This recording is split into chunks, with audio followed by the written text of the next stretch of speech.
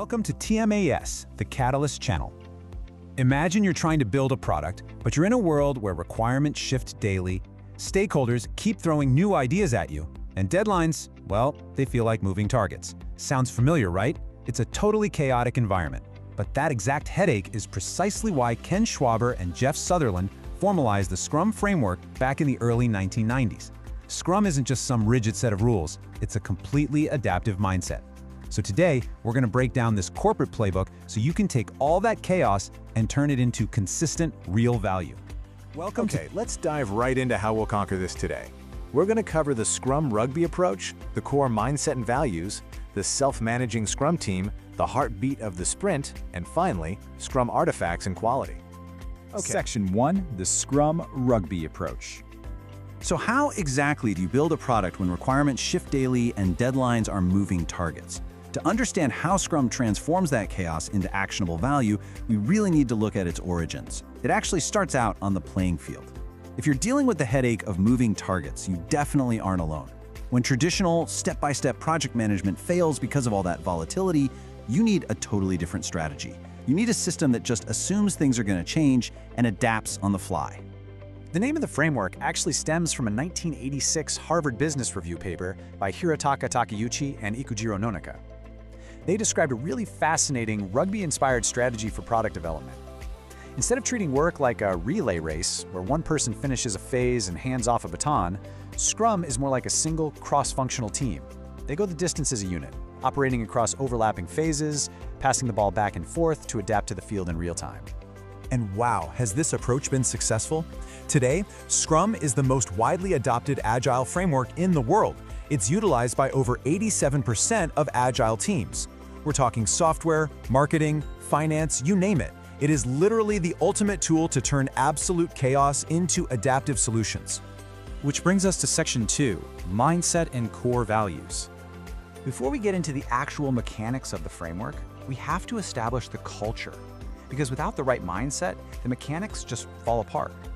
The crucial point here is that Scrum is built entirely on empiricism. Now that's a big word, but it simply means that knowledge comes from experience. We make decisions based on what we actually observe, not what we guessed might happen a year ago. We're replacing rigid upfront planning with constant observation. And this empirical foundation stands on three very sturdy pillars. First up is transparency. We make all the work and the process totally visible to everyone. No hidden agendas here. Second is inspection. We regularly check our progress to spot problems early on. And third, adaptation. The moment our inspection shows us a deviation that's outside acceptable limits, we adjust immediately. Not next quarter, but right now. Now, to make those three pillars actually work, the team has to live by 5 core values. Without these, the pillars just crumble. We're talking commitment to achieving goals, focus on the work of the current sprint, openness about the work and the challenges, respect for each other as capable professionals, and courage. The courage to do the right thing and tackle the really tough problems. I absolutely love this metaphor. These values act as a moral compass. You can kind of think of them as fasteners too. They are the behavioral glue keeping everyone aligned. They ensure the team stays united even when project pressure builds up and requirements suddenly pivot. Moving on to Section 3, the self-managing Scrum team.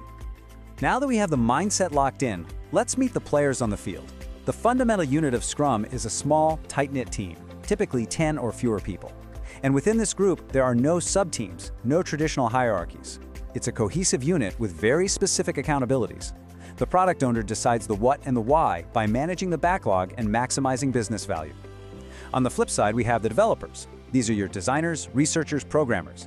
They are self-managing, meaning they decide exactly how to turn those backlog items into a usable increment of value. And that brings us to the third role, the Scrum Master. Now, keep in mind, this is not a traditional project manager who just assigns tasks. The Scrum Master is a true servant leader. They are there to facilitate. Their whole focus is coaching the team in self-management, clearing out any roadblocks that slow things down, and insulating the team from outside distractions so they can just stay focused. Section 4, the sprint heartbeat. So how does this self-managing team actually put points on the board? Well, sprints are the heartbeat of Scrum.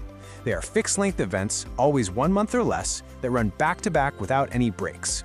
This is where ideas are actually turned into tangible working value. And during a sprint, no changes are made that would endanger the sprint goal, and quality is never, ever decreased. The cycle follows a really strict time box rhythm, featuring 4 formal events. It all kicks off with sprint planning, where the team collaboratively defines what they're going to build and why. Then, every 24 hours, they check in. At the end of the time box, they review the final work. And finally, they hold a retrospective to improve their own internal processes before the next sprint even begins. Let's zoom in on that daily check-in for a second. The Daily Scrum is a rapid 15-minute sync specifically for the developers. The absolutely crucial thing to remember here is that this is not a status report to a manager. Not at all. It's a coordination checkpoint to inspect progress toward the sprint goal and adapt their plan for the next 24 hours. It promotes rapid decision-making and cuts out the need for endless other meetings. Once we hit the end of the sprint, we have 2 highly distinct events. First is the sprint review. This is where the team actually proves what was built to the stakeholders. It's all about inspecting the outcome, the actual working software or product, and adapting the future backlog based on their feedback. Right after that, the team holds the sprint retrospective. Think of this as the team's private engine for continuous, honest improvement. They ask each other, what went well, what went wrong, and how do we fix our processes for the next sprint? Section 5. Scrum Artifacts and Quality. Finally, how does the Scrum team actually track all this work, ensure transparency, and guarantee top-tier quality? Well, they rely on 3 primary artifacts. First is the product backlog. This is an emergent, ordered list of everything needed to improve the product. It's your single source of truth. Second is the sprint backlog, which is the focused, highly specific plan for the current sprint. And third is the increment. That's the sum of all completed, usable work that acts as a concrete stepping stone toward your final product goal. But wait, how do we actually know if an increment is complete?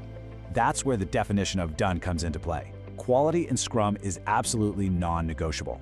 The definition of done is a universal, shared quality standard.